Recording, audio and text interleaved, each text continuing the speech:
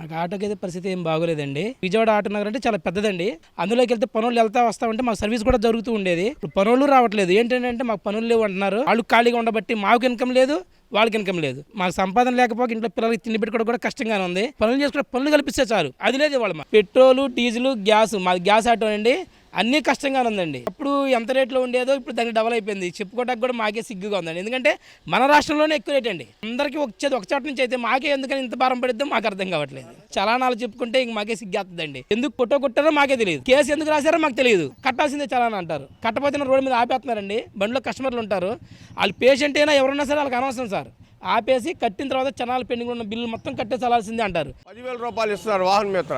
7 లక్షల మందికి ఇచ్చారు ఫస్ట్, తర్వాత 3 లక్షల మందికి వచ్చింది. మన ఇచ్చింది 2,40,000 మంది. సగానికి సగం కోతకు వచ్చారు. 7 లక్షల ఆటోలు లేవా? ఇవాళ 10 లక్షల ఆటోలు ఉన్నాయి రాష్ట్రం మొత్తం మీద. 10 లక్షల ఆటోలకి మీరు ఇస్తున్నారంటే డ్రైవర్లుగా ఉన్నవాళ్ళు 2 బండ్లు ఒక బండికి అంటున్నారు.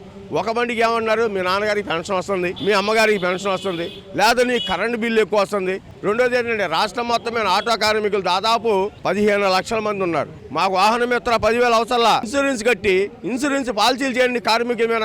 ఏదైనా రోడ్డు మీద వెళ్ళేటప్పుడు యాక్సిడెంట్ జరిగితే ఆ కార్మికుడికి ఇన్సూరెన్స్ కంపెనీ ఇన్సూరెన్స్ ఇస్తుంది. దాని ద్వారా మా జీవనోపాధి, మా భార్య బిడ్డలు, మమ్మల్ని నమ్ముకుని భార్య బిడ్డలు ఉన్నారు, వాళ్ళు బతుకుతారు.